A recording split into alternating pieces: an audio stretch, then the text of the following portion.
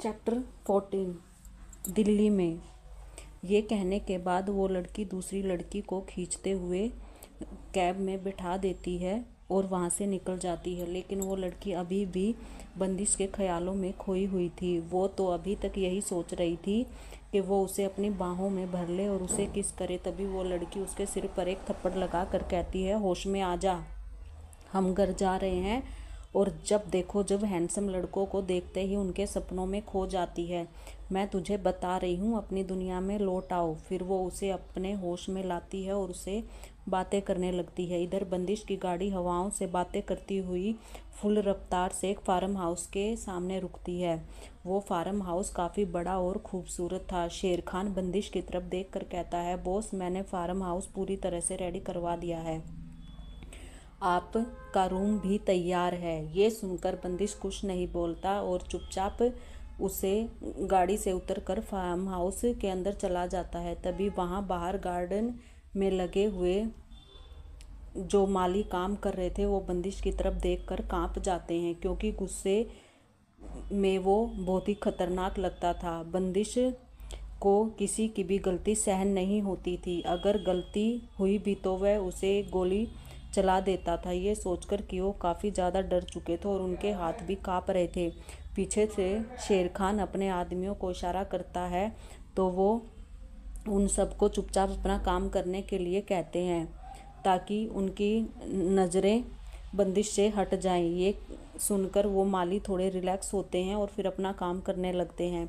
इधर बंदिश अपने रूम में जाकर अपने चारों तरफ देखता है तो अपना रूम उसे काफ़ी साफ़ सुथरा लगता है। वो जल्दी से अपने कपड़े चेंज करता है और उतार कर फेंक देता है। फिर वॉशरूम में जाकर शावर के नीचे खड़ा हो जाता है।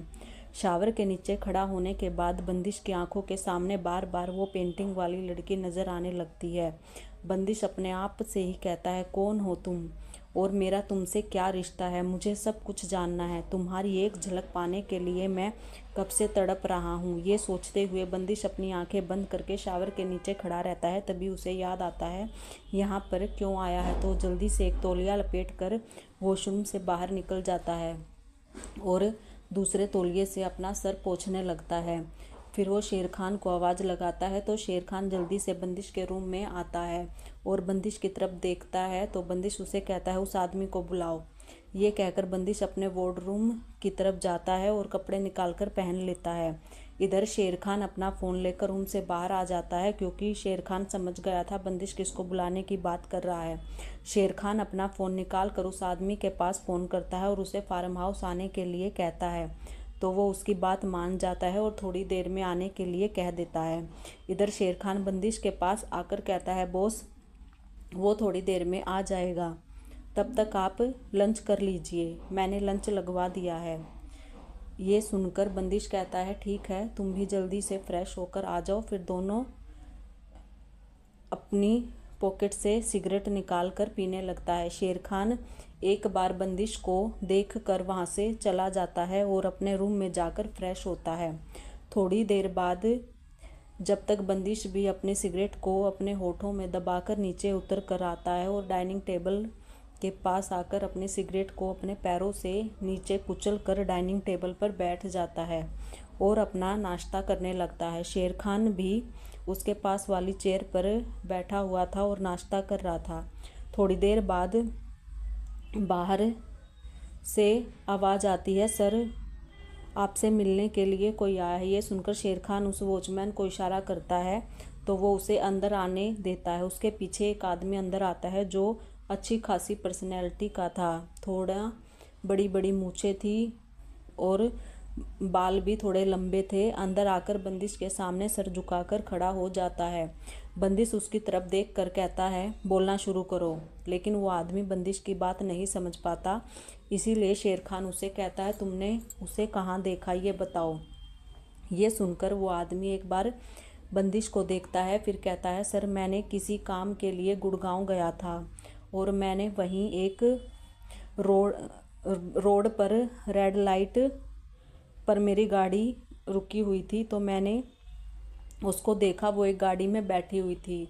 उसका पीछा कर पाता इससे पहले ही ग्रीन सिग्नल हो गया और उनकी गाड़ी आगे निकल गई। मैं उनका पीछा भी करने की कोशिश की लेकिन उनकी गाड़ी को नहीं ढूंढ पाया। गाड़ी ज़्यादा ही आगे निकल गई थी, मैं उन्हें नहीं देख पाया। तभी ये सुनकर बंदिश उसकी तरफ देख कर कहता है, तुम्हारे अंदर दिमाग होगा तभी तो तुम उसे ढूंढोगे। फिर वो शेर खान की तरफ देख कर कहता है, इसने हमें एक अच्छी खबर दी है, इसके लिए इसे इनाम मिलना चाहिए, तुम इसका इनाम दे देना और अभी उस रेड लाइट का पता करो और वहाँ आसपास के जितने भी कैमरे हैं वहाँ सीसीटीवी फुटेज निकलवाओ। ये सुनकर शेर खान हाँ कहता है और उस आदमी के साथ वहाँ से निकल जाता है। इधर बंदिश भी अपना नाश्ता ख़त्म करके अपने कमरे में आकर अपना लैपटॉप लेकर बैठ जाता है और उसमें काम करने लगता है, क्योंकि कुछ दिनों से वो अपने ऑफिस का काम नहीं संभाल पा रहा था, इसीलिए उसका काम बहुत ज़्यादा बढ़ चुका था। वो अपना लैपटॉप लेकर उसमें पहले अपना काम करता है, फिर उसके असिस्टेंट का उसके पास मैसेज आता है कि ऑस्ट्रेलिया में कुछ इश्यूज़ हो गए हैं, फ़ोन से बातें करना चाहते हैं, इसीलिए बंदिश उससे मीटिंग ज्वाइन करने के लिए कहता है। साथ में उसका असिस्टेंट भी मीटिंग ज्वाइन करता है और वहाँ ऑस्ट्रेलिया में मीटिंग के लिए मिस्टर जेम्स भी ज्वाइन हो चुके थे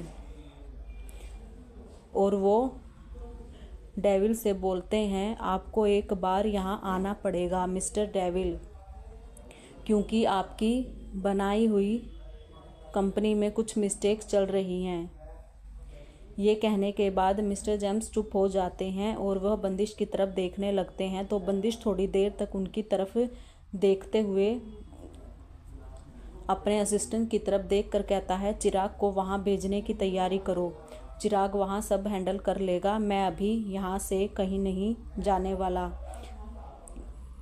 इसका मतलब ये नहीं है कि वो लोग मेरे सर पर चढ़कर नाचेंगे। चिराग को इन्फॉर्म करो और उसे कहो मुझसे बात करेगा, मैं उसे सब कुछ समझा दूंगा वहाँ जाकर क्या करना है। ये सुनकर उसका असिस्टेंट हाँ कहता है और मिस्टर जेम्स की तरफ देख कर कहता है, सर। ये कहने के बाद असिस्टेंट मीटिंग ओवर कर देता है और उधर चिराग से बात करने लग जाता है। बंदिश का असिस्टेंट चिराग को सब कुछ समझाता है तो चिराग कहता है, लेकिन बॉस तो यहाँ मुझे घर पर छोड़कर गए थे, अगर मैं वहाँ चला जाऊँगा तो यहाँ पर राजन सर और दक्ष सर अकेले हो जाएंगे। ये सुनकर असिस्टेंट, जिसका नाम जॉन है, जो विदेश की कंपनी, लेकिन बंदिश ने उसे ज़बरदस्ती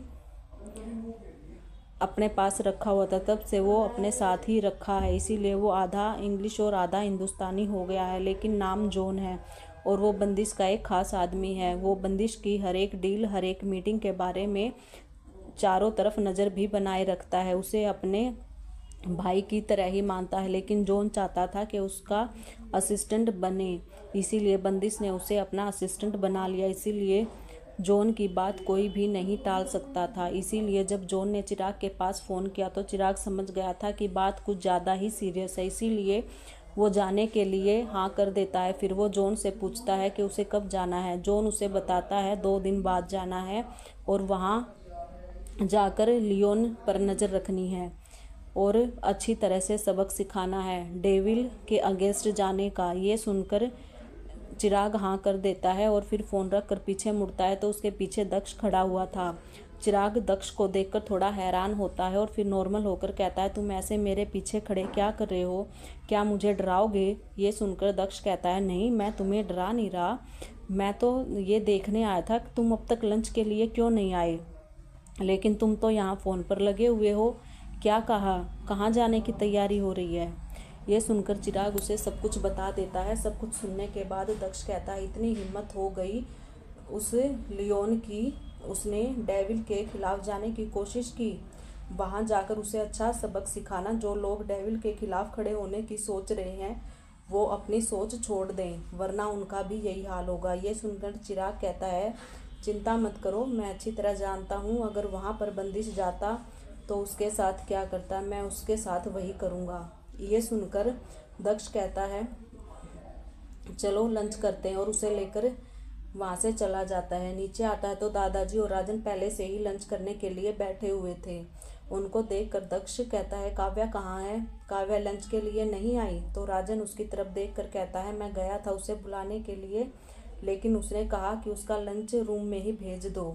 अभी उसका बाहर आने का मन नहीं है। ये सुनकर दक्ष कहता है, पता नहीं ये लड़की कब तक कमरे में ही बैठकर घुटती रहेगी। उसे अब अपने दर्द से थोड़ा बाहर निकलना होगा। अभी तो अपनी सेहत पर ध्यान रख पाएगी और अपनी बच्ची पर। अगर वो ऐसे ही रही तो उसकी बच्ची भी बीमार हो जाएगी। ये सुनकर दादाजी कहते हैं, बेटा उसके साथ जो कुछ भी हुआ है उसे भूल जाना इतना आसान नहीं है। तुम चिंता मत करो, वो जल्दी नॉर्मल हो जाएगी। तभी राजन उसकी तरफ देख कर कहता है, राजन बेटा तुम काव्या के सबसे करीब थे। मैं जानता हूँ काव्या धीरे धीरे फिर से अपना अच्छा दोस्त मानने लगेगी और तुम्हारे समझाने पर वो इस हादसे से जल्दी बाहर निकल पाएगी। अब तुम ही हो जो उसे अच्छी तरह संभाल सकते हो। ये सुनकर राजन दादाजी की तरफ देखकर कहता है, दादाजी मैं पूरी कोशिश करूँगा उसे संभालने की, आप परेशान मत होइए। मैं अभी उसका लंच खुद लेकर जाता हूँ। दादाजी कहते हैं, पहले तुम अपना लंच ख़त्म करो, उसके बाद लंच लेकर जाना। थोड़ी देर उसके पास बैठकर उससे बातें करने की कोशिश करना। वो बातें करने लगेगी और अपने मन की बातें किसी से शेयर करेगी, तभी वो अपने दर्द से बाहर आएगी। राजन दादाजी की बात सुनकर कहता है, ठीक है दादाजी आप चिंता मत कीजिए, मैं उसका ख्याल रखूँगा और अपनी पूरी कोशिश करूँगा कि काव्या पहले की तरह नॉर्मल हो जाए। हम सबके साथ हंसी खुशी से रहे। ये सुनकर दक्ष कहता है, बहुत जल्दी वो ठीक हो जाएगी, बस उसे लगेगा हम सब पहले की तरह उससे प्यार करते हैं, अपना दर्द भूल जाएंगे। तभी दादाजी कहते हैं, लेकिन ये तब तक आसान नहीं है जब तक बंदिश उसे गले नहीं लगा लेता। तुम जानते हो सबसे ज़्यादा प्यार बंदिश से ही करती है, लेकिन जब उस दिन बंदिश ने उसकी बच्ची को गोद में नहीं लिया तो काव्या को ऐसा लगा जैसे वो उसकी बेटी से मिलना नहीं चाहता। ये सुनकर दक्ष कहता है, लेकिन दादाजी ये भी सच है कि मैंने भाई से इस बारे में बात की थी। उन्होंने कहा है कि तुम अच्छी तरह जानते हो मैं लड़कियों के करीब नहीं जा सकता, तो ऐसे में मैं उस बच्ची को अपनी गोद में कैसे ले सकता हूँ। दादाजी को भी दक्ष की बात सही लगती है, तो राजन की तरफ देख कर कहता है, ये बात तुम काव्या को समझाओ कि वो दक्ष बंदिश को लड़कियों से एलर्जी है, इसीलिए वो तुम्हारे और तुम्हारी बेटी के करीब नहीं आ रहा है, इसीलिए उस उल्टा सीधा सोचने की ज़रूरत नहीं है।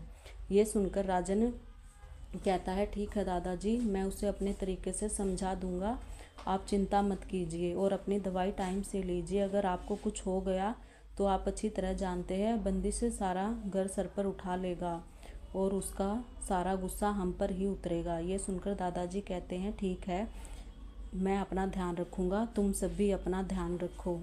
अगर आप सबको स्टोरी पसंद आए तो लाइक कमेंट कीजिए, शेयर कीजिए और सब्सक्राइब कीजिए। स्टोरी सुनने के लिए आप सबका बहुत बहुत धन्यवाद।